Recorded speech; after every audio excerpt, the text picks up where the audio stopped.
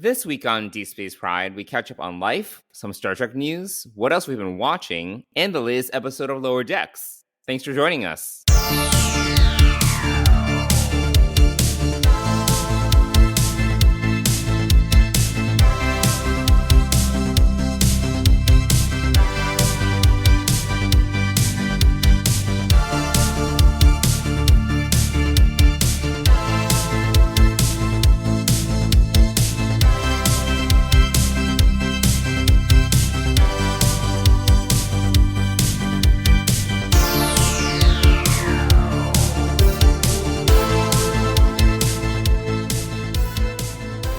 Mike.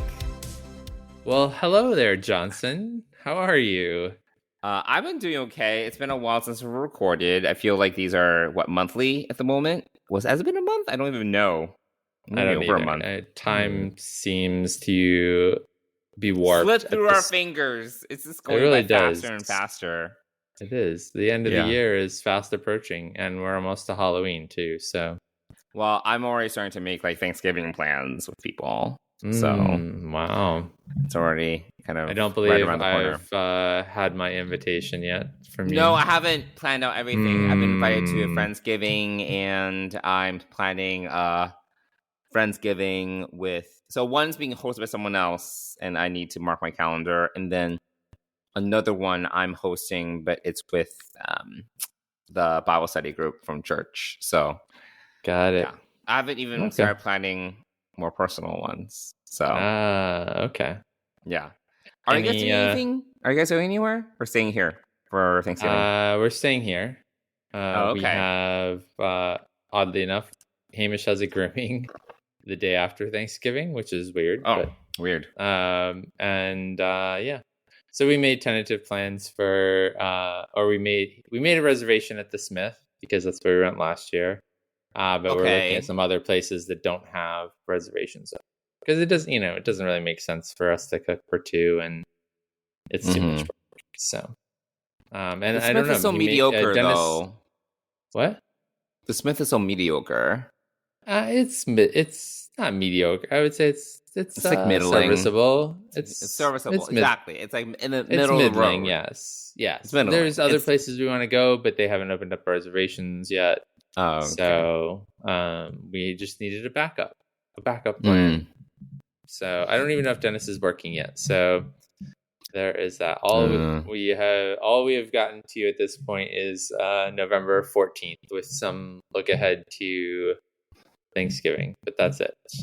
Well, you guys are going on vacation in a hot minute. Yes, we are. 10 days from now. Woo. 10 days from now. Yes. Of course, Are you taking PTO or are you working remotely? No, I am taking PTO. Yeah. Got it. Yeah. I am. Peace out. See you later. Well, I just know for the past couple of trips, you tried to conserve your PTO. Yeah, I definitely have. It's just, this time around, I decided to use it because I didn't really want to be working remotely. And, just kind of really needed to chill and relax a little bit. So, that's coming up. We leave on Halloween. So, is the dog going with you or daycare or your sister? No. So my plan is to bring him up next Sunday. So a week from today, up to your sister's Massachusetts. place. Yeah. So, I'm hoping I can convince her to meet me halfway. That would be ideal, but we'll see what happens. So she'll have him for 2 weeks? Yeah, 2 weeks. So then I'll go up on the 14th. I don't know, not the 14th, the 11th. The 11th of November and go get him. But I think I'm going to go up on Friday and then come back on Saturday. So, but anyway, does he go crazy every time you come back and see him again after an extended period? Oh yes, absolutely, yes. Okay. Yep. Yes. Well, he does that when we leave him for a few hours, so it's not just a several weeks thing. So because he gets settled into his routine again, or the routine of wherever he's at, he's good that way. But I have to figure that all out. We have you and I and Tony and Dennis have brunch next Saturday. Yeah. So we can't really we can't go up on Saturday. So and actually Hamish is getting groomed on Saturday as well. So oh my god, so much grooming. We made these monthly appointments, and we're just sort of yeah. But we're gonna extend it out a little bit longer now, and then probably take him in for like a face trim or whatever. Okay. But Got yeah, it. so yeah, we just made these. Dennis was on point about making monthly appointments for him, and then we talked about it, and we were like, we should probably extend that a little bit more. So, yeah. So yeah, looking forward to a nice solid 7 days in Mexico. So fun. Don't get the runs. Just don't drink the water. Yeah, don't eat anything fresh. You know, I'm sure we'll be fine at a all inclusive. It's probably pretty good. So although you never know. I mean, when we went, we only had like good food. It doesn't matter. Yeah. Well, I do have to pick a restaurant for Dennis's birthday dinner. But I haven't gotten to that yet. So we will be leaving the compound, so to speak, for that. So yeah. We're looking forward to it. Fall weather has certainly arrived here, and I know, I love it. In some ways it's nice, but in other ways, I don't know. I'm a good 70 degrees, and I would be happy. Like year round, 70 degrees not would fall. 70 is still summer. Yes. Well, summer. I would say 70s is still short weather. You know, you could wear shorts and t-shirts and a sweatshirt. And be, you know, but now we're you liked fall. I do like the cooler-ish weather. Yeah, that's not bad. But I do miss the warmer weather. But, I don't miss the bugs. So I don't miss the bugs. There are fewer bugs now. The leaves are turning. Yeah, I mean, sure. I like layering too. Oh. I mean, I like my sweatshirts, so yeah. And I actually have a fall jacket, so I've been wearing that. So yeah. Not liking the rain on the weekends, though. That is ridiculous. I know, that's been annoying. That's been a little annoying, but literally every week, every Saturday lately has felt like it's been raining. I know. Sort of the joke going around here in New York right now is that every Saturday it rains. Yesterday morning it was raining, but then in the afternoon the sun came out. So yeah, it did. It's not terrible. So let's see. That's the life and weather report from here in New York. Yeah, exactly. Honestly, the weather becomes more and more interesting as we get older. Honestly, it's fascinating. Yeah. It's definitely a conversation. It's a good icebreaker topic. And it's funny because when I was a kid, literally, like, you know, there were jokes like, oh, yeah, how's the weather? But now that I'm older, it's like literally, it's like every adult conversation you have, it probably starts with the weather. It's a bit of small talk, right? Like you said, it's an icebreaker, but it's also, you know, you can sort of gauge whether people like this time of year or not. Right. I am not a fan of the earlier darkness per se. Right. Yes. Because you get seasonal disorder or whatever. What's it called? Yeah. Seasonal affective. SAD. Yeah. I'm subject to SAD bouts. So I can sort of start to feel it coming on, which is probably why I'm a little like reticent about the cooler weather. But yeah. But, a week in Cozumel will be nice. And yeah. So, and you know me, I don't need the sun. So it's kind of like, it doesn't even bother me. You barely need to leave your apartment. No, it's true. It's you really true. Are very happily an apartment. Mole person, yes. Yeah. For lack of, better words. I think that encapsulates it pretty well. Yeah, I think that it captures the idea well. Yeah. So let's see what else has been going on. Well, we had New York Comic Con, right? That's right. I saw some people walking the streets with cosplay. Did you want to go? Because you were like, New York Comic Con is this weekend, sad face. Yeah, I mean, it for the longest time since I've lived in New York. I mean, I think I've been to, so this is my 11th year in New York. I think I've been to a good 6 or 7 Comic Cons. And so, yeah, it's kind of like, I knew this year I couldn't plan it out because we really don't, our lives are, still not clear when all that stuff, all the adoption stuff is going to happen and stuff like that. So, so I knew I couldn't really plan, but seeing the people with their badges and their T-shirts and their cosplay, I was like, oh, I wish I could go. But in reality, no. I mean, I had plenty of work to do, unfortunately, and yeah. But it is, it is one of those things, and I didn't.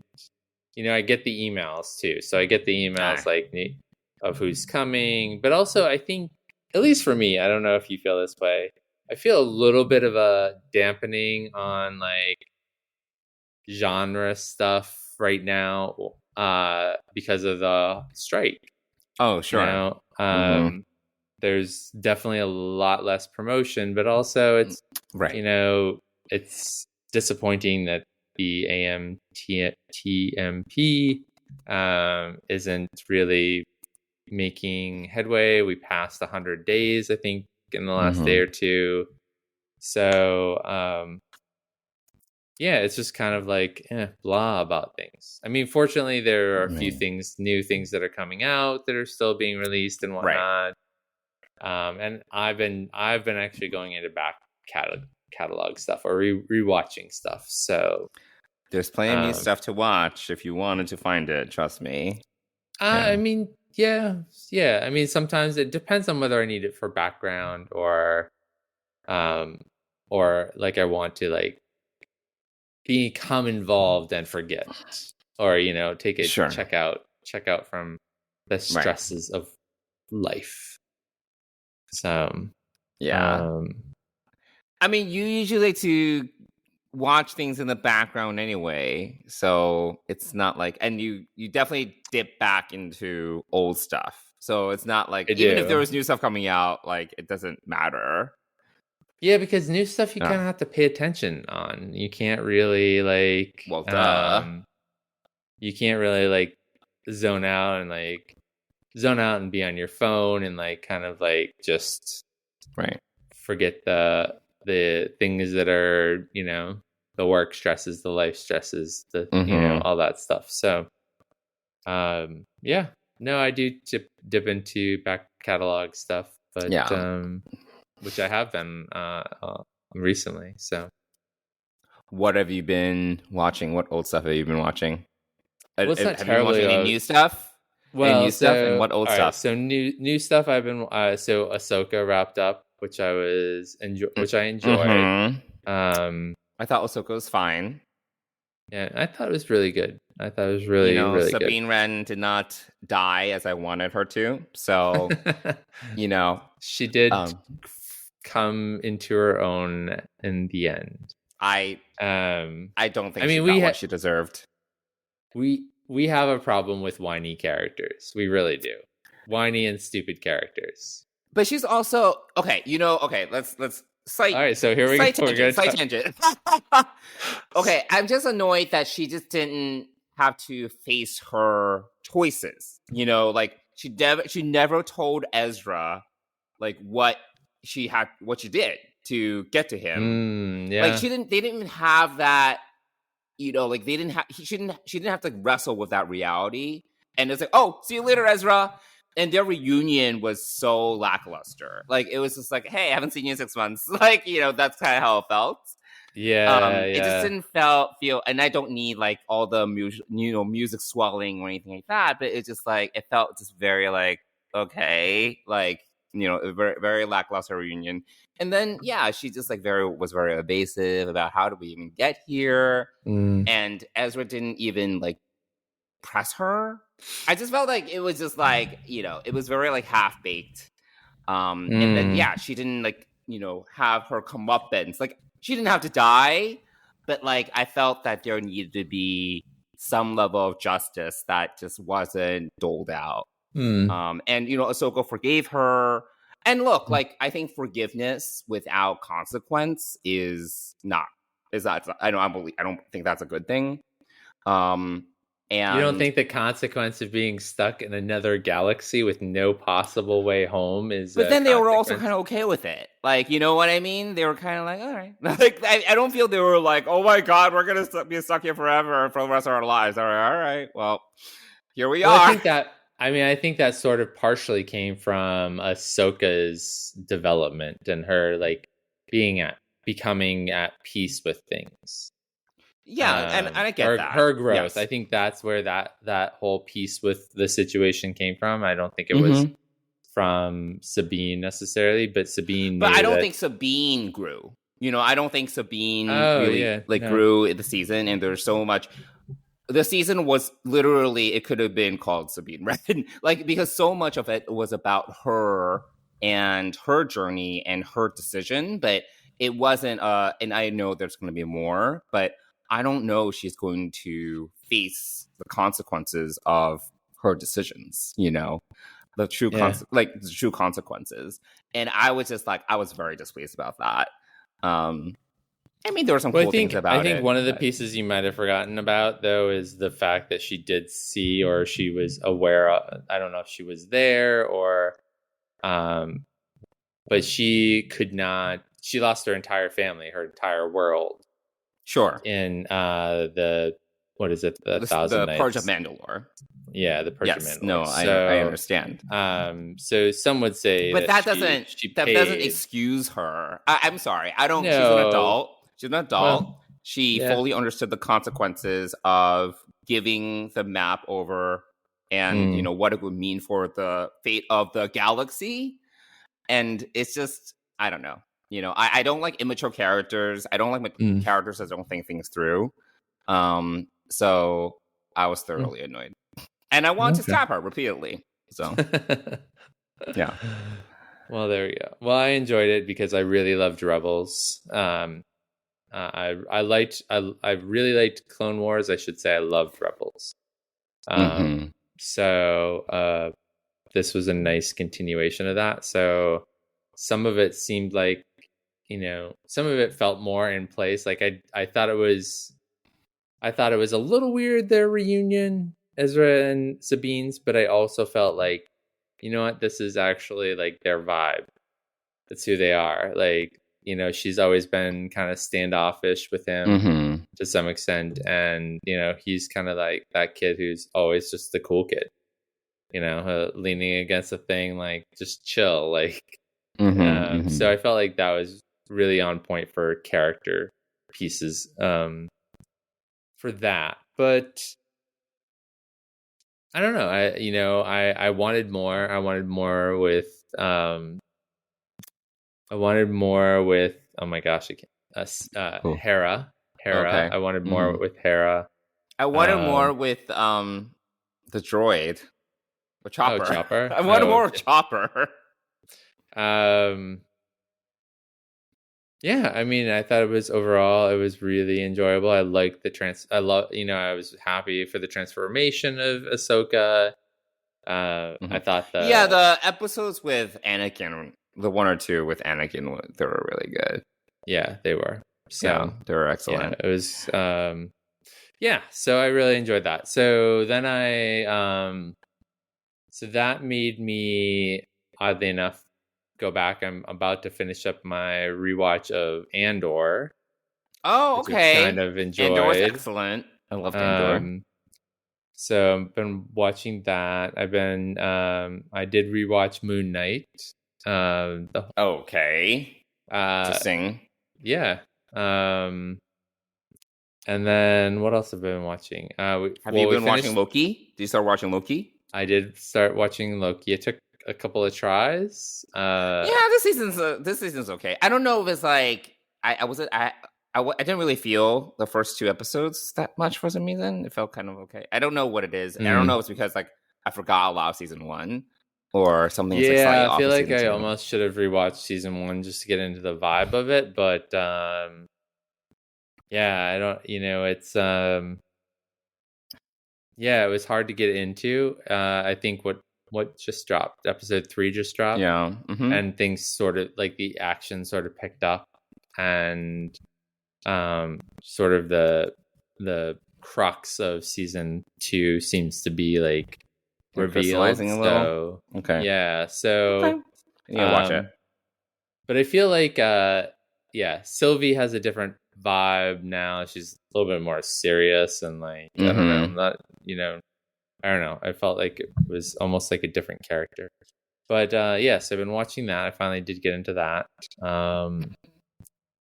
Let's see. I've been rewatching some old Doctor Who, like the stuff that's on Max. Because new Doctor Who is just around the corner. Yeah. And which I'm super psyched about in November. And what else? Oh, we finished Wheel of Time. Okay, I thought Wheel of Time. Well, what did you think of Wheel of Time? I liked the ending. I actually thought that the finale was actually really good. Yep, I felt, but it took a while to get there. Yes, it took a lot of patience. Yes, and for most of the season, I was bored. I'll be honest. Yeah, I would agree. I mean, it was definitely hard to kind of get there in the end. So part of the problem is that they were all like their own individual storylines. I was like, there were like 8 plot lines, and I was like, this is like so unnecessary, and becomes so much better when they're together. I was like, why did you? Because in the books, they don't all split up. They do have like different threads, but literally they decide to split all of them up. I was like, this is annoying. It got annoying and got boring. Yeah, it did. I definitely agree. It did get boring. And interestingly enough, I think this episode made me feel like, oh, maybe I'll go read one of the books or see what my God, it's like 14 books, man. It's a lot. I mean, yeah. I've known of the Wheel of Time for a long, long time. I had a friend who was really into them and like eagerly awaited every book that would come out, and so I knew of it. I feel like I don't know. So my problem with Wheel of Time is that it's not quite as well known of a universe as Tolkien's. So I feel like maybe this is television, or I don't know. I feel like the world building and the character building gets kind of lost. Like they want you to like these characters and like this universe or this world, and they don't give you a lot to go on. I agree. It's a lot of I don't know if they need to be like hand holding it more, like the storytelling or the world building, but there's not enough elaboration. Right. Like there is not about things. Like there's a lot of like, and they'll touch on something and like just move on. I'm like, wait, but there's like actually a lot that you can like say about this or that. But they're not like moving the action forward, so I don't know what the hell is going on. But it just felt very So the finale was good though. The finale was engaging. I paid attention to the whole thing. Yes, so did we. But it was a tough road to get there. Yes, it was a long road. I still don't necessarily know. Yes, and I felt like, it's like 3 seasons of Enterprise, and then we get to season 4. Yeah. Yes. Exactly. Although, at least if you jumped in season 3 of Enterprise, you sort of know what's going on, Yeah. So that's my biggest problem is the world building with Wheel of Time, because I want some of that backstory. I want to love the worlds and the people, and it's in a lot of ways. In some ways, it's like The Witcher. The Witcher has... Yes, I agree. It's like too many different like nations or groups of people, and you have no idea. They expect a lot from the audience. I'm like, okay, dumb it down for us. Yeah, well, not even, or just build it out more, like give me a map. Give me, at least with Game of Thrones, right? That's a huge world building thing. They open the series with a map. You see how things are related and the separations and all of that. Like that's what you need for these worlds that aren't like like Tolkien's. It's not Right. it's not something that's so wildly well known. And Yeah. if you just want the people who've read the books to watch it, then which I don't think is financially viable for you. You want more people to watch it than just the people who read the books. So Right.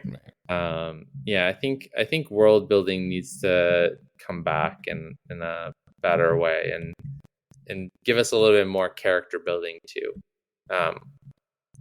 But yeah, so those are, and I actually really love The Witcher. I think the characters and the actors are really, really good in The Witcher. I just wish I knew more about the world, like all the different realms that they're talking about, like, and how it's all interactive and interacting and whatever. So I haven't watched season 3 yet of The Witcher.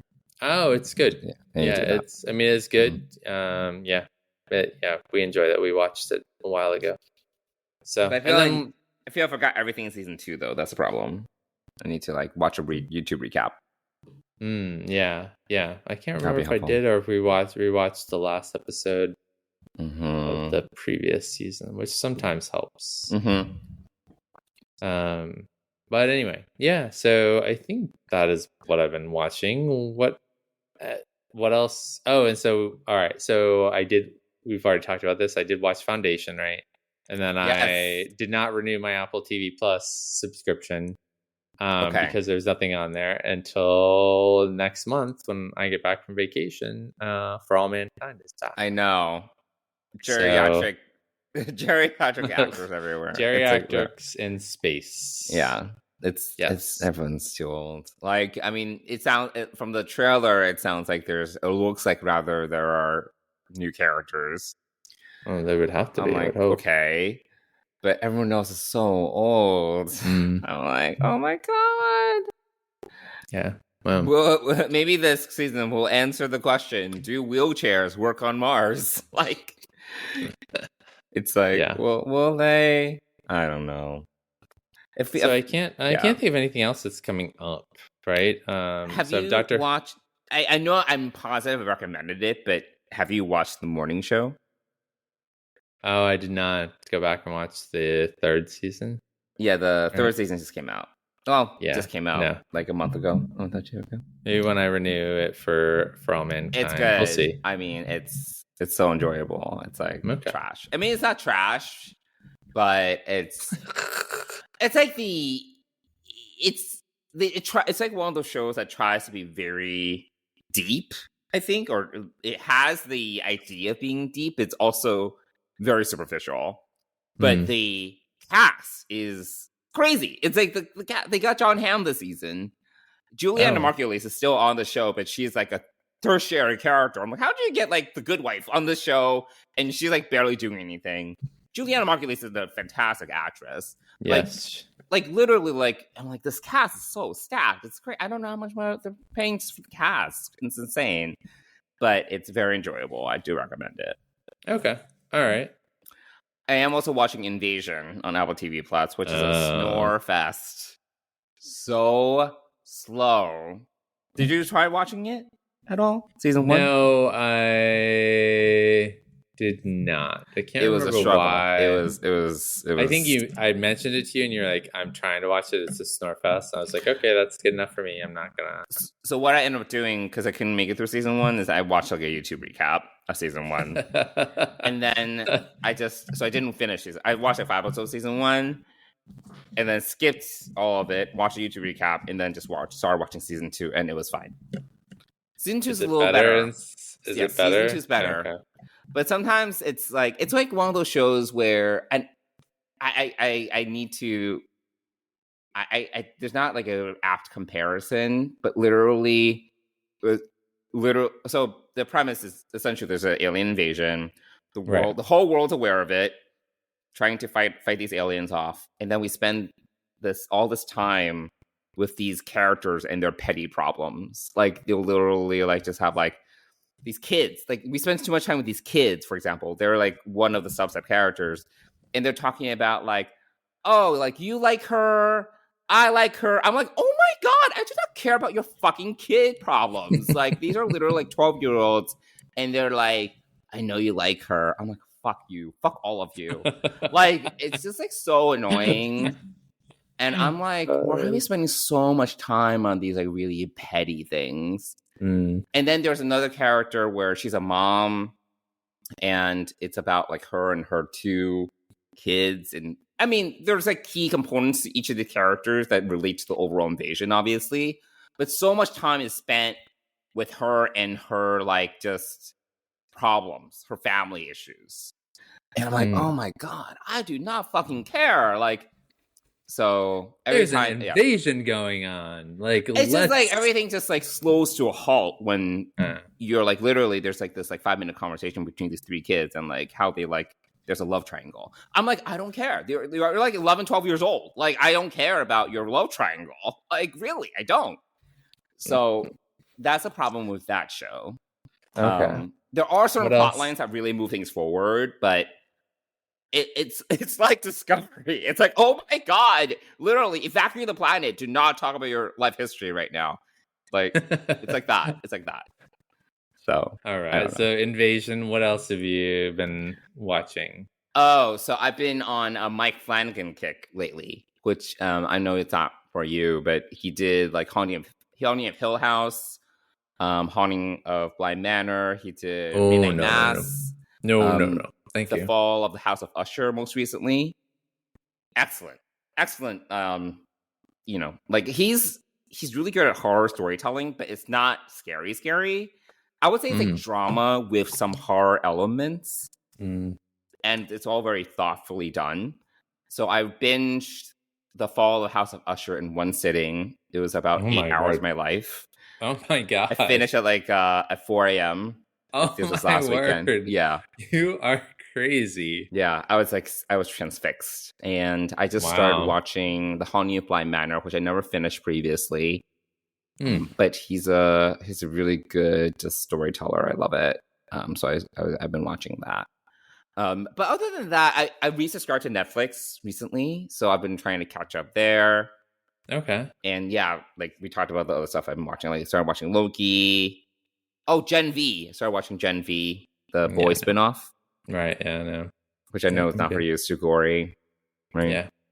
Yeah. So, but it's good. I mean, I watched the first season of The Boys, and then, which was pre-pandemic, and then I think season 2 came out during the pandemic, and it was just, I already thought the first season was overly violent and kind of disgusting at times, and so it gets I worse. wasn't in the mood. Yeah, I think you had mentioned it gets worse, and I was like, I don't really need that in my life right now. Yeah. So. Yeah, I mean, I see a lot about Gen V. You know, so I know what it is, but I have no interest in. It's pretty gory. Yeah, it's pretty violent. So there's stuff out there. There's stuff to watch. Did you watch One Piece? Oh, we watched One Piece. I started watching it. I fell asleep, but I probably will revisit it. Okay. Yeah. Probably. We enjoyed One Piece. It was really well done. I mean, I enjoyed Cowboy Bebop, but a lot of people didn't. But I got bored with Bebop. Yeah, I fell asleep. Yeah. But I didn't finish. Oh, I've watched it twice. Oh my God. Well, yeah. I watched like 6 episodes. I gave it quite a chance. So, I mean, yeah, it doesn't follow this. So then I watched some of the anime and or maybe I watched the whole of it. I don't remember. It's a while ago. Anyway, I've not watched any of One Piece anime, but I did like watch hundreds of episodes of the anime. It's like it's going forever. So, but I enjoyed that. That was on Netflix. What else is on Netflix? Great British Bake Off is on Netflix, which we enjoy. The Crown is coming back. I'm excited for that last season of The Crown. I think in November. Dennis is the primary watcher of that. Yes, I'm excited. It goes through the 90s. The 90s and early 2000s. 90s. Oh, really? Yeah. So that's when a lot happens for the monarchy. So I'm excited for that. I'm sure there's more stuff on my list. I need to watch. So you had unsubscribed from Netflix then? I was on someone else's subscription. Oh. And then they cracked down on that. And I was like, another thing to subscribe to. Yeah. Yeah. So now I'm officially subscribed to Netflix, Disney Plus, and Apple TV Plus. Like those are the 3 I'm paying for. And then you get Amazon for free because you're an Amazon Oh, Prime right. member. Sorry. Yes, Amazon. I guess, I'm paying for Amazon as well. Yeah. Duh, obviously. Yeah. But you sort of, But I use it more. I pay for the delivery. Service. Yes. Yeah, the delivery versus. I mostly Amazon Prime as like a plus. Yes. Yeah. That's not my main reason for paying for it. Yeah. Right. Yeah. That's true. Yeah. Yep. I am paying for it. Yeah. I get Hulu and Disney Plus for free with Verizon, and they keep on trying to encourage me to change my plan, and I'm like, no way, no. Oh, price is going up. There's no way I'm giving that up and having to pay that. I mean, that's like, saving like $250 a year. Right. So yeah, no. Yeah. And the new plan doesn't lower enough to join and add it on where it would be the same price or like any better. So I'm like, I'm not changing. That's $250 a year that you pay for me. So yeah, right. Yeah, it's a lot. It builds up. It's a lot of money. God. Yeah, Dennis pays for Netflix. I pay the phone bill. So technically, I pay for Disney and Hulu, and then there we go. Amazon. We both have separate Amazons still. So really, yeah. Why? We had them when we moved in together, and we just haven't. Yeah, because we both order different things, and it's just So we have our own Amazon. That's something you should just combine. It's like $100 a year. Yeah. So, I mean, I share it with Johan. So, I mean, it's sort of.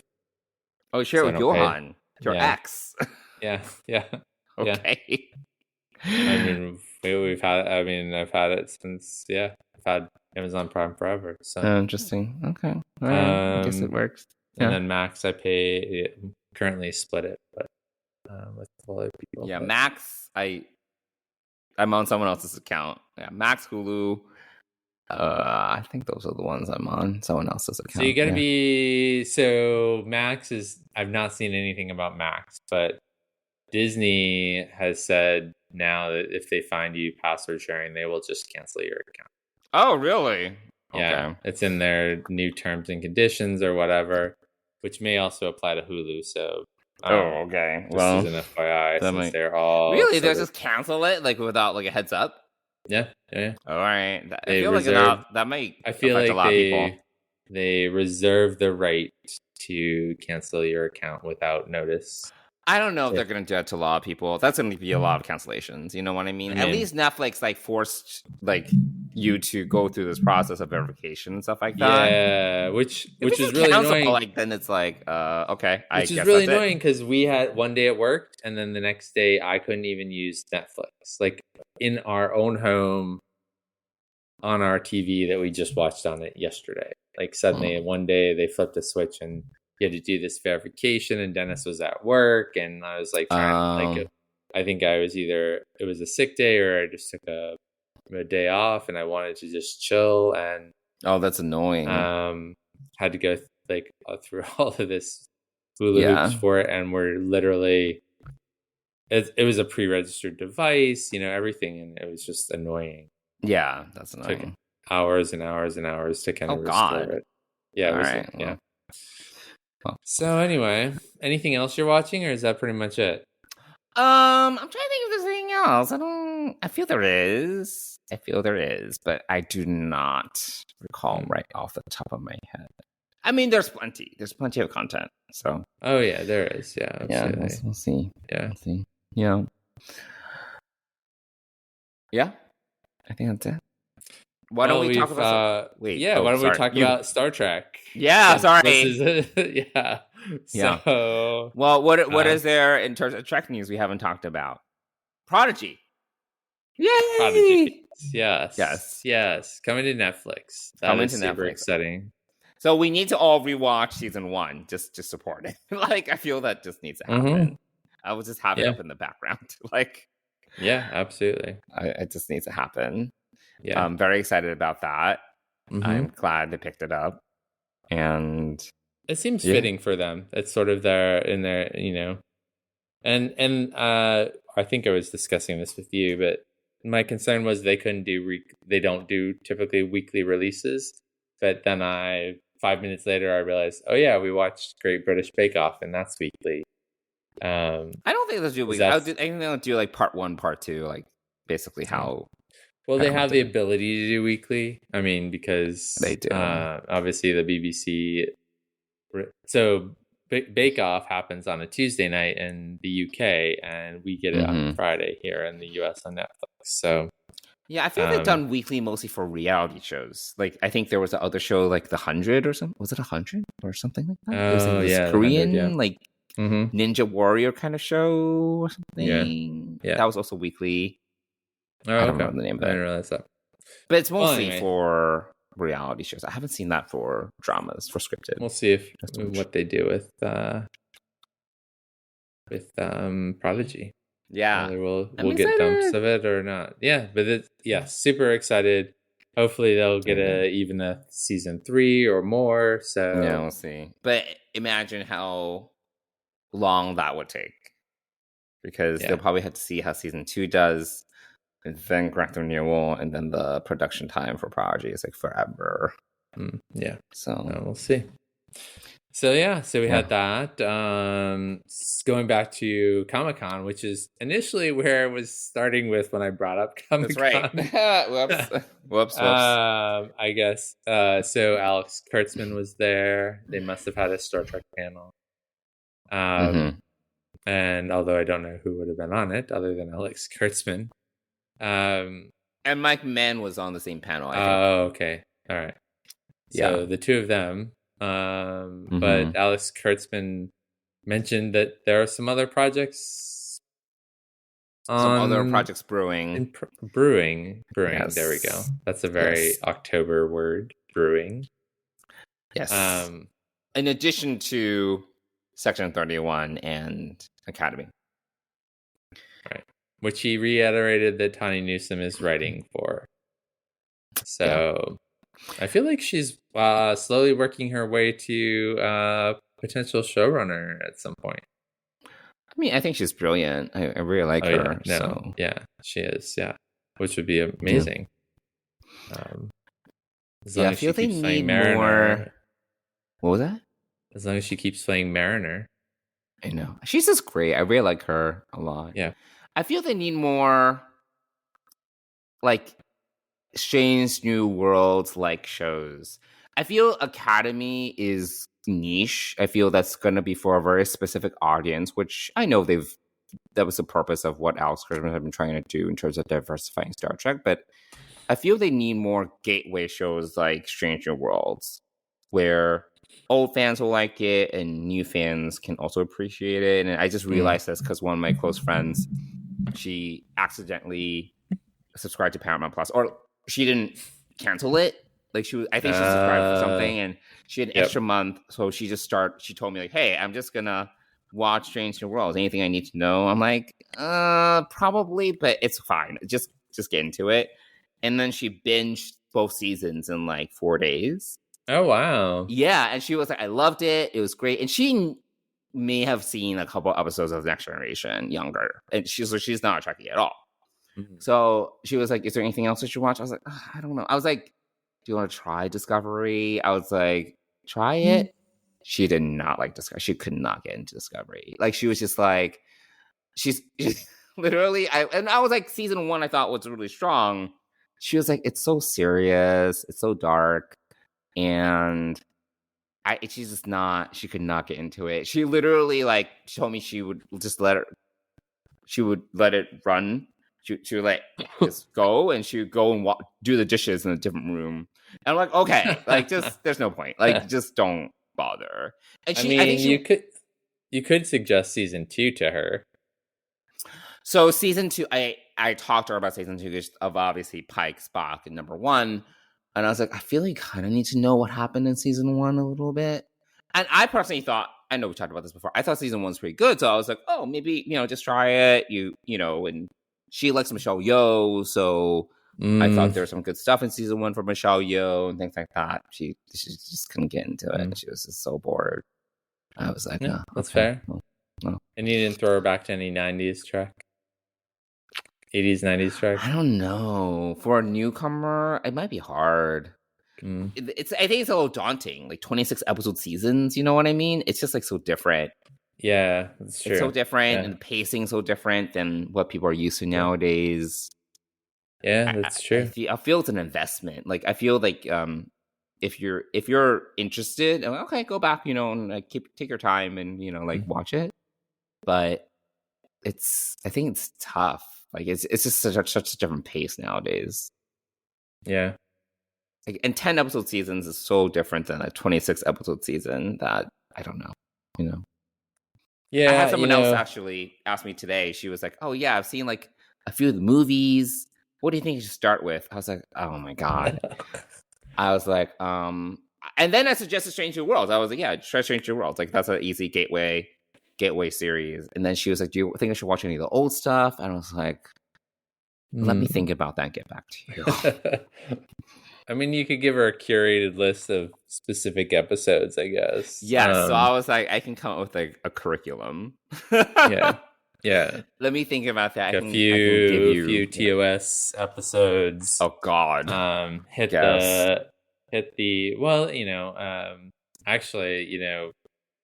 Sending the previous friend back, you could send her back to Balance of Terror. At least she would see like the original series version of the finale from season 1. True. So, because you can't I think that makes that story even better if you know that what you're seeing is an alternate timeline of that actual episode. But though I personally thought Balance of Terror was fine. I love it. It's one of my favorites. No, I know. I don't know. It's hard. It's hard. It's hard if you. I know. It's hard to hold attention nowadays. So it's daunting. It's like there's like 900 episodes of television. Like it's just so much. Yeah. So, yeah. So I feel they need. I mean, going back to my original point, I feel they need. I don't feel Academy is going to be. I don't know. Maybe it could be for younger people. I have no idea. I have no idea what they want to go, how they want to approach it. In terms of like kind of just like an easy gateway show that old and new fans can enjoy. I feel they need another one. So. Yeah. Well, I mean, he's as cryptic as ever with his answers to questions. So yes. Things brewing could mean, anything. So, no, I mean, it could mean Star Trek 4. It could mean, which I know we talked about this before we started recording, but I feel like that should be under Alex Kurtzman's domain as well. Yeah. I think I guess we don't know for sure whether it is or not. And then there's all of this talk about... It's still under JJ. JJ is still, like, when Quentin Tarantino was thinking about it, he was on JJ Abrams. Like, I think it's still under his purview as, like, executive producer. So... we'll see. Because remember when they like, Paramount did this whole, like, song and dance last year, and they had JJ Abrams announce Star Trek 4 as, like, in development, like, I don't remember this, but then again, you know me, I don't remember 6 months ago when they announced the renewal of season 5 of Lower Decks. My God. So, all right, so listeners, now I was talking to Mike we were just on Slack. We were just on Slack this past week, and Mike was like, weird that we haven't heard about season 5 of Lower Decks yet. And I was like, what are you talking about? I was like, first of all, I was like, am I misremembering? I thought it was me. And so I had to Google it, and then I sent you an article back from like March of 2023. Yeah. It was like season 5, like Lower Decks has been renewed for season 5, and then you were like, I was younger back then. Like, I was not. I was 50. Younger. So yes, it's been. I was younger been for a while, and clearly I forgot that they got renewed for season 5. So yeah. I mean, there was, the overshadowing of, let's see, writer's strike, Discovery being canceled. Gosh, I don't even remember what else, but those two alone. A disappointing First Contact Day, all of those things. So, yeah, I had forgotten. But given what happened with Prodigy, even though Lower Decks is super popular, and Prodigy was never that popular though. In comparison, no one talked about it. I hope that we get more than season 5 of Lower Decks. Yeah, I would say it's like 50-50. Season 5 seasons is pretty decent, at least for this day and age. And based upon the fact that they're bringing Discovery to close in season 5, I'm wondering if that is the new 7 years. Discovery is a lot more expensive, though. It's an expensive show. I feel Lower Decks is just animation's never going to be that expensive in comparison. Yeah. Well, hopefully we get a ton more of Strange New Worlds. Though, honestly, when are we going to get the next season? 2025. I mean, it's a year from whenever the writer's strike the actors' strike ends, and the time between that and when they start recording. So I was totally thinking about this. I just feel that shows nowadays, just post-production takes forever. It just takes so much longer than it used to. Because, I think back in when we were having 26 episodes a season, they would have their hiatus, but they were filmed beginning, essentially at the beginning of summer, and then you get the episode in the fall. It was it was a much shorter run. They would film an episode a week or so. Every 7 days, 8 days, they were recording an episode. Yeah, and they were just pumping those out, and post-production did not take that long. So it's just, nowadays it's just oh my God, they're spending so much more time and money on post. Which maybe they'll be able to do some of that a little bit quicker with Starfleet Academy. Maybe. Something where it's a little more people-based and, but who knows? Yeah. Who knows? We'll be dipping back into the old catalog more and more. Yeah, what are we going to talk about, Mike, after Lower Decks is over? I don't know. We have this span of time before Discovery, which is still early 2024 TBD. Right. Yeah, I'm not sure. I don't know. What are we going to talk about? We'll have to pick a topic and watch some episodes or do something. Well, we've been meaning to have guests on, but obviously have not consistently followed up on that. So we can do some guests, maybe. Yeah. And I don't know. We can think about it. Yeah, we can pick guests and have them pick a episode to watch, and we can talk about that. Yeah. So yeah. TBD. But TBD. I'm sure there'll be something. We'll figure it out. I am sure. We've been doing this for our 100. This is our 113th episode. I know. Oh my God. This is coming along. It's been a while. It's been a long road. Getting from there to here. Yes. But my time is finally near. All right. Well, why don't we talk about this week's or last? By the time our listeners hear this, it will be last week's episode of Lower Decks, Caves. Yeah, Caves. Mike, do you have the summary from Memory Alpha at the ready, or do I need to look it up? I will quickly do that as we talk it out. Well, I think the interesting thing is, and I heard this from the interview with Mike McMahan as well, or rather, I think it was either an interview or his panel, that they have not released the last 2 episodes for screening purposes, the last 2 episodes of season 5, because apparently Mike McMahan does not want it to be spilled as to what the big story arc is. So he's purposely keeping it under wraps, which is why we have not gotten screeners for those 2 episodes. And apparently he's saying that people have gotten close in terms of their guess as to what this all is about, but no one has gotten it exactly. So we will have something to look forward to. And he also has hinted that we're going to see a new legacy character. Oh, what? Really? Yeah. It sounds like it's a new legacy character that we haven't seen on Lower Decks before. So it's probably not going to be Riker again. Okay. So, yeah, something to look forward to. Okay, the summary on Memory Alpha is brief. Is it? I mean, I see a summary that like starts with each part of it, but I don't see like a full... No, scroll to the very top. Literally, the summary says... The Lower Deckers go on a classic cave mission. Okay. That's literally the summary. Yes. That is the summary. Which is and interesting. So this is made out to be like a clips episode, right?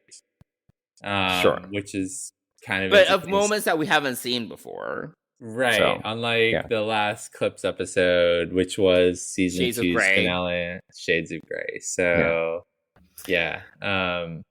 Yeah, what did you think of this episode, Mike? So I just rewatched it a little while ago. So did I. You know, because we watched it. Rushing to watch it. We were we watched it a while ago when we got this. Some period of when we had the streamers. So let me see. I don't think I loved it the first time around, and it was okay, but. I read an article about it and comparing it to Shades of Grey, and it actually gave me a lot more appreciation of the episode. Okay. So, so I, most of the time in clip shows, right? Well, all right. So obviously the cave mission is a very like popular thing. It's sort of like, how can we save money this week on Star Trek? Right. Well, we have a setup back with a cave in it. Let's set the story in the cave, which is kind of the in-joke of this episode. Mm-hmm. Which also leads to they've had like 3 or 4 other adventures, which they haven't shared with one another in caves. Right. Or in one case, the turbo lift. Yes. Which is also very reminiscent of... what was it? Disaster, right? Mm-hmm. TNG's Disaster. Yeah. So looking at it through that lens of... So the comparison is this. Shades of Grey basically went back through the first 2 seasons of Next Gen and picked out scenes or pieces of scenes or whatever, and sort of tied it together as like him reliving through his memory. Whereas this episode of Lower Decks is actually giving us new and exciting information about our favorite characters. Yes. So, in that light, it is actually pretty interesting, and it's the fact I love the fact that because they're now lieutenants, they are on all different away missions. Not with each other, So. So let's see. Boimler goes with Levy, which is our rando conspiracy nut. Yes. Yeah. Which I think it's a great comedic vehicle, but it's annoying as hell because it's just like we have enough conspiracy theorists in this world who are ruining life for a lot of people. And, oh my god! To have a Star Trek character who's doing that, who is a Wolf 359 denier. Oh my god! Crap like that. But it's so Boimler goes with Levy and into a cave adventure. They find this Ventraxians or something. Vendorians. Which is from Vendor Prime, which seems like very like almost laziness, like Andor, Vendor. I mean, sure, But anyway, so we have that. We have Rutherford with Dr. Tiana, which actually I think that's my favorite story out of all of these. because it combines a couple of different like ideas from that we've seen in the past in Star Trek.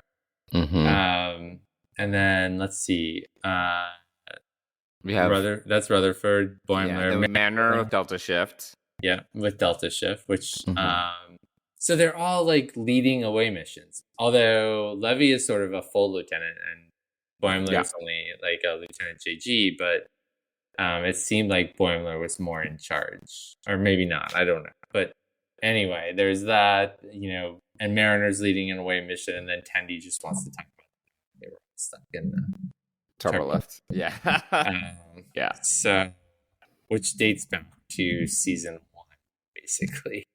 Yeah. Between season 1 and season 2. So it was season 1. It was season 1, episode 1. Oh, was it? Oh, okay. Yeah, when they were dealing with that rage virus, that was episode 1. Yeah. Okay. Yeah. So I thought it was clever. I thought it was cute. I thought that it was great to like bring in so many different cast members, or different crew members is what I meant. Right. Crew into it. I think it breaks things up to the like. It sort of separates them from being like typical ensigns who are kind of doing things together or whatever, and they're like growing up, sort of doing their own missions. So, I enjoyed it. I enjoyed, and I laughed at the end because they're on like the Vendorians were at the end of the episode, but they were on a different planet. So not Vendor Prime. No. So I enjoyed it. What are your thoughts on it? Yeah, no, I agree. I think the first time I watched it, because it was, I felt that the other episodes.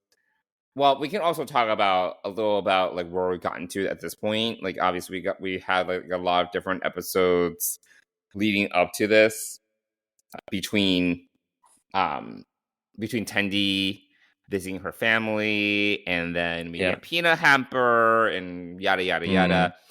We still have this through line of this alien ship that's been destroying ships, but not really. Like it's something's going on. Yep. I feel like though 7 episodes worth, we don't really get much. Like we don't get much progress when it comes to what's going on. It's a little repetitive actually, and I think it's only in episode 7 that we get a bit more of a hint as to what's been happening. Oh no, I have to go back and watch 7 again then. Basically, I think they were like, like everyone's actually being like transported off or something like that. Okay. I think that's what it was. Okay, I couldn't remember if that was an actual thing or whether that was a theory that we had. I don't remember anymore. But... It's been a while. Yeah. It's been a moment, or it was like either they're getting transported. I know we are also theorizing. It's either people getting transported off, or they're actually taking the ships or something. But there's debris left, right? There's debris left. That's like a red herring of some sort. Anyway, I don't remember. I need to go back. It's been I think it's been 2 months since I watched the episode. So because we watched all of it when we got the screener a while ago. Yeah, I watched it in halves, I think. So but I feel that when I first watched this episode, not that I was, oh my god, I need to know what's going on with this larger plot line. I also was like, to your point, it kind of felt like it's kind of out of left field. It's kind of filler a little bit. And what's going on? I think Lower Decks is one of those shows where I do not feel urgency to watch. Even when we get the screeners, I'm like, I gotta watch all 8 episodes now. Yeah, I watched it over like a couple sittings. It was like, obviously I enjoy it when I watch it, but it's not must-see television for me in the same way that I would say Strange New Worlds was, or even Discovery was. Yeah. It's just not. So when we got this episode, I was like, okay, it's kind of a filler. It's fine. I did enjoy it though more on the second watch, on the rewatch. I think have that break and then kind of let go of what's going on in the larger story, I was able to kind of enjoy it for what it was and enjoy some of the obviously very tongue-in-cheek commentary about cave episodes and how every cave set is the same. And look, and Mariner had this great line like, "Oh yeah, a bunch of rocks beat centuries of technological progress." Like, Yes. she had some good one-liners about because she hates caves because every time they're in a cave, some sort of issue or disaster, or they can't reach anyone, or yada yada. So I liked a lot of that kind of humor and a lot of that commentary about cave episodes. So that was enjoyable. So once I kind of like let go of what the expectations were for this episode and kind of just tried to enjoy for what it was, I definitely enjoyed it a lot more. And it was also, to your point, it kind of also points to a bit of character progression because they have not been with each other as much because of their promotion, and now they're leading away missions, they're doing their own shit. So they haven't had the opportunity to just get together and hang out and be on a mission together. So that was kind of nice to kind of acknowledge that and to kind of give them all, some of their own storylines and things going on. I mean, I think the feels more real, right? It feels more like the trope for the longest time was that they're ensigns, and now it's sort of like we're actually like doing a little bit more grown up trekking, but we still have all these little in jokes and these Easter eggs and things and that we normally do, but we're actually we are seeing these characters grow and develop. Yes. So that I thought was good. I think that the storylines were fine. Like, they were fine. They weren't like, oh my god, like riveting. But then again, cave episodes are not riveting, really.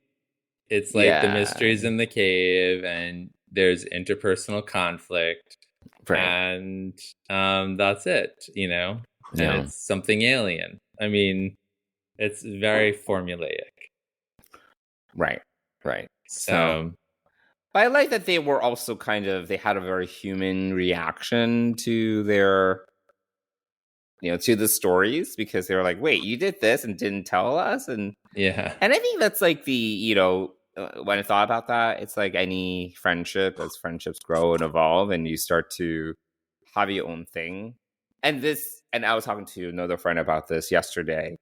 It's, to me, that would be friends that become parents, and they start to, the focus of their lives is start to change because they're at a different life stage, and they can't hang out as much because they need to take care of someone and they need to figure all that out and things like that. And I think when that was happening to me, my initial reaction to that was kind of frustration when that started happening to me, and my friends started to have kids, and I was like, oh, all right, that's fine. You do your own thing. And it was frustration / kind of a bit of, I think, desire for things to stay the way they are, but that's not how life works. So it kind of reminded me of that a little bit, of how people you go into these different life stages through friendship, and it doesn't necessarily mean that the friendship's gone, but it's just like the friendship changes. And it takes a little bit more intentionality to stay friends, So look at you pulling the life lessons out of Star Trek. Yeah, exactly. Wow. Yeah, very good, very good. Mike McMahan would be so proud right now. Yeah. I mean, it'd be awesome if he listened to our podcast. So or at least this part of it anyway. Sure. I mean, he need to get through the first 60 minutes of us talking about other shit, and then but yeah. Yes. But so I'm actually, this episode's fine. I am excited to see where the rest of the season goes, and if we're gonna get a bit. Well, so now what kind of reveal? Now that you sort of said, I mean, now it'll be interesting if we do get screeners at all or not. And if not, then then what? Oh my god! Then it will become like must-see television because you don't want to be spoiled on it. I know. So, yeah. But I think there's a number of podcasts who kind of rely on like these screeners to get their episodes done and out. So this will be interesting. So because they publish on Fridays, and they'll have the episode review. Right. And obviously, they record that in advance. So yeah. So yeah. Well. So let's see. Yeah. We'll have to see. Did you have anything else to say about Caves, or really this season so far, even? Well, I realized I'd only watched 6 and 7 once, because I went to Paramount Plus to rewatch this one, and I realized I hadn't actually watched 6 and 7 on Paramount Plus. So I've only watched them once. I think the one thing that actually came back to me, and is Mariner and Boimler's kind of adventure on Ferenginar. I think they're on Ferenginar, right? Yeah. And just that, as I'm thinking about it, I'm like, they both did very Sabine-ish things as well. I mean, Boimler's an idiot for getting sucked into television, and then like just being like having his like. At first it was like, oh my gosh, he has a schedule just like Johnson would, of course, spreadsheet. So that came to mind, but then Mariner can be such a brat about things, even and I think even at the beginning of this episode, Caves, she's like whining because it's a cave episode, they're going into a cave. Right. So, it sort of reminded, like, because I think I was like, oh, and Tendi and Rutherford pretended to be married in order to. Right. And then you got some of that sexual attention. Yeah. Some weird. Yeah, that was a weirdish episode. I think I was kind of annoyed at all of the characters in that. So yeah, I think that maybe I think that would be my least favorite one. Other than I hate Badgie and and Peanut Hamper. So those are two of my least favorite characters. So which is probably to explain why I have not rewatched either of those episodes. That episode was I thought that episode was interesting because it took those characters in an unexpected direction for me, like in terms of Badgie basically like ascended like to our airplane of existence, right? Yeah, which is actually kind of funny and repeats back to what happened in season 1, was it? Yeah, season 1 episode. Season 2 of that it's all fuzzy. The end and the koala. The koala, yes. So there's that. I guess and then Peanut Hamper.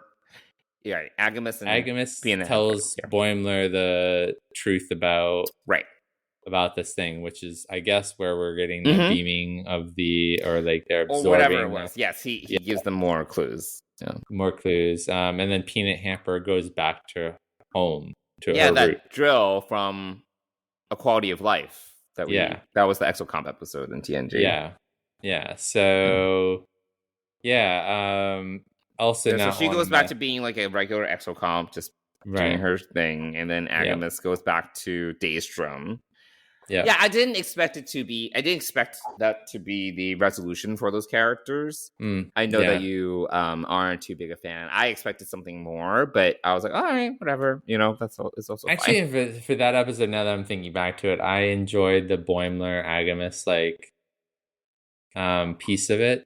I think that was mainly because I love Jeffrey Combs. I think the voice and he's always that was and I sort of liked his whole plot line, like you want to take over a planet, right? So that but yeah, I can't stand Badgie. I'm glad that they have ascended to another plane we get whatever 4 different versions of Badgie, which I was just thinking about when I was insane. watching it. I was like, oh man, it's a lot of Badgies. Mike's gonna hate this. Yeah. So I wasn't that excited about the Badgies. Yeah. Although I was excited to see the bridge crew and like kind of like the whole like Rutherford won against the captain, right? To beam over or whatever. So yes. I feel like there should have been some consequences from that. But I don't remember if there were. I don't think so. We have we didn't even, we have the Talin episode where her emotions are the ones that are affected everyone, not the Betazoids. Yeah, the Betazoid which ambassadors. Their intelligence. Whatever they are. So yeah, it's been an interesting season. I think I enjoyed them when, I enjoyed them as I would, but I didn't really give them much thought. And since we're recording just once a month, basically, I didn't have to like pay super attention to the details and like think it out to think about talking about it. So right, it's definitely it's been an interesting season. I'm really curious what Agamis told Boimler that he's going to share with the captain, and I'm fine if they don't give us screeners for 9 and 10. That's fine. Don't. Yeah, I'm fine with that. Yeah. Let us watch it with everybody else and see. Yeah. I feel sometimes because we watch it in advance, we kind of there's something that we lose out on, because it's like once the discourse happens, I'm like, oh man, I like watched this episode like four weeks ago. Yeah. I don't remember what this is about. Yeah. So I feel something. So yeah, sometimes it's good and bad. I mean, obviously, I love getting the episodes early and having that option, but there is something to be said about kind of experience it with other people and like. Well, I think it's slightly different with Lower Decks versus Strange New Worlds, where we're like super like we both love Strange New Worlds, so or Picard. Picard. Was like, give it to me, especially because it's much more serialized and sort of storytelling. Strange New Worlds, I'll watch all of it, but because it's so episodic, it's very contained versus like Picard's like, I need to know what happens next. Yeah. Oh, and I think I rewatched Picard too. I think I rewatched the whole season at this point. How was it? Second time around? I know, maybe I'm halfway through. I forget. Oh, okay. How is it second time around? Good. I mean, you pick up on a lot more nuances. You get to enjoy it. Like you can just pick up on a little bit more, I feel like. Just enjoy the details, watch the background a little bit more, watch the character nuances. Also I think it's at least so when I watched episode 4, which was when Picard and Riker, it was the 18 seconds. I think it's after the 18 seconds, right? Or whenever because at the end he told them to fire, and then the portal weapon just damaged the ship. At least you felt like you could see the conflict, but you could see it from a less shocking standpoint. If that makes sense. Remember, we were was like, we were both like, I was like, oh my god, these two guys who are best, like very close forever and ever, are so much conflict. Yeah, so much conflict. Yeah. So that puts it into a different perspective. The one thing about the whole Prodigy thing, if I can bring that in, because it's going to tie into, I almost want to pick up a copy of Picard on DVD just to have at least this third season, just because it is so freaking good. And I'm listening to his autobiography, making it. Oh, really? Oh, we should have covered that at the beginning. How is that going? Autobiographies for me are like, take them in like spurts. Like I can listen for a little while and then but it's really interesting. Literally, I don't know, maybe a third, maybe a quarter of the way through it. Okay. So he's what is he, like 25 right now? So I'm like, oh my gosh, like we have a long way to go. Oh my god. But I love listening to Patrick Stewart. And he's actually had a really interesting life. So I'm fascinated by a lot of it. So yeah. Definitely more interesting than ours. Our autobiography? Our lives. Our life? Oh, yes. Yes. For sure. So yeah. Yeah. That's yeah, I don't know how I got off on this tangent, but no, well, anyway. We were talking about just Lower Decks and how we felt about the season and how that's been going. So yeah, and then so I need to finish watching Picard. I think I'm in episode 5 right now, or wherever I was, but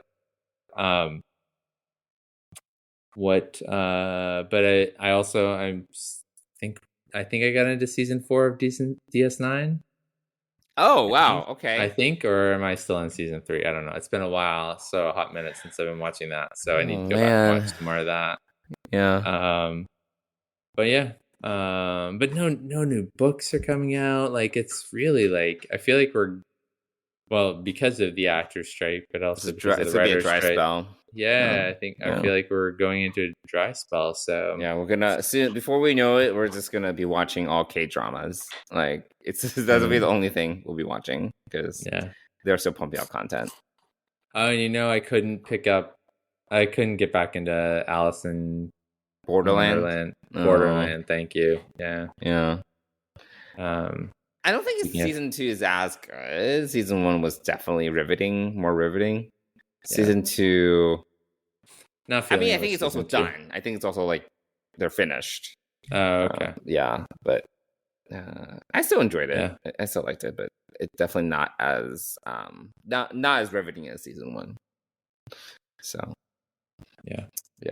Anyway, well, there we go. Yes, there we go. That's a good amount of discussion about everything from life to Star Trek. Yeah. Well, it's been a minute, so it's nice to catch up. Well, we'll see. We'll see where the next recording takes us. I'm sure it'll be after the finale of Lower Decks, and maybe we can do maybe our next episode can be kind of like a recap of the season, and we'll have to also figure out what we're gonna do next. So, yeah. And oh my god, by the time we record next time, it's gonna be right around Thanksgiving. It's like the year's over. Oh yeah, I mean, with vacation and traveling and everything. Yeah, year's over. Back in August, I was like, the year's over. You didn't believe me, and it's okay. Well, I mean, it's yes. It's gone by. Fall goes by so fast, and So. Well, I mean, we're still in fall. I mean, it's only been a month into fall. We still have 2 more months of fall. I know. When does daylight savings start? When does it get darker earlier? I don't know. I don't want to know these things. Okay. I do not need anything negative to think about. Denial really is helpful. Cool. Well, Mike. Wow. Yeah. Sarcasm and bitchiness all in one statement. Very productive. There you go. Wow. Well, Mike, do you want to talk a little bit about our sponsor? Sure. Fansets is the sponsor of Deep Space Pride and the Trek Geeks Podcast Network. And I haven't caught up on what has been the latest releases for them, but I'm happy to say that there are some new Section 31 Delta magnets and pins, which look really great. There's the new Star Trek Discovery XL Master Ship collection. I have 2 of them. I have the Enterprise A and the Enterprise D.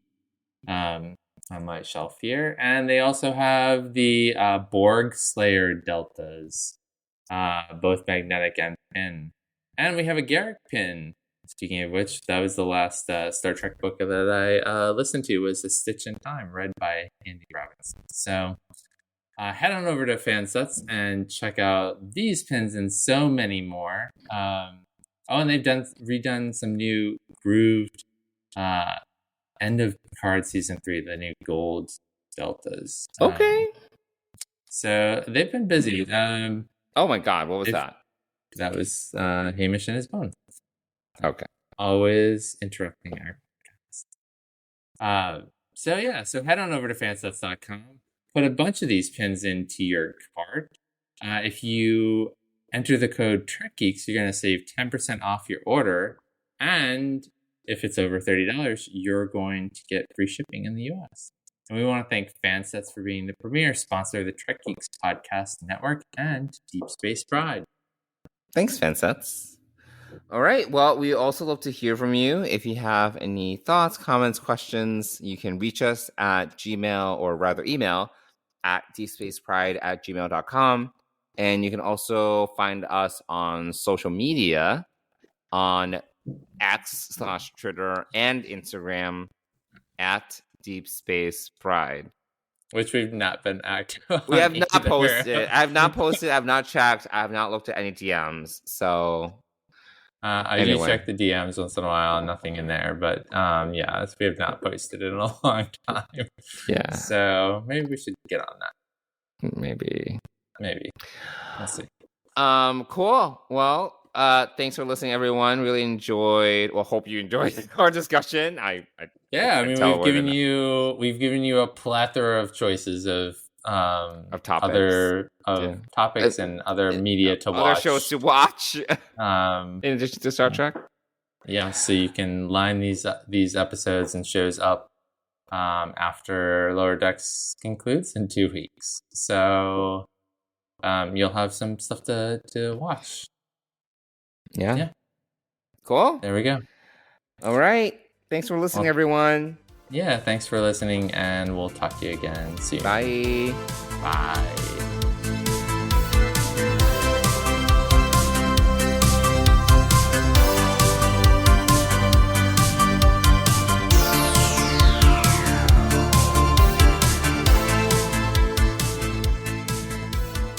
Deep Space Pride is a production of Coconut Media Works. Executive producers Bill Smith and Dan Davidson. For more great Star Trek discussion, discover the other shows of the Trek Geeks Podcast Network at trekgeeks.com, or find us in Apple Podcasts, Spotify, or your favorite podcast app.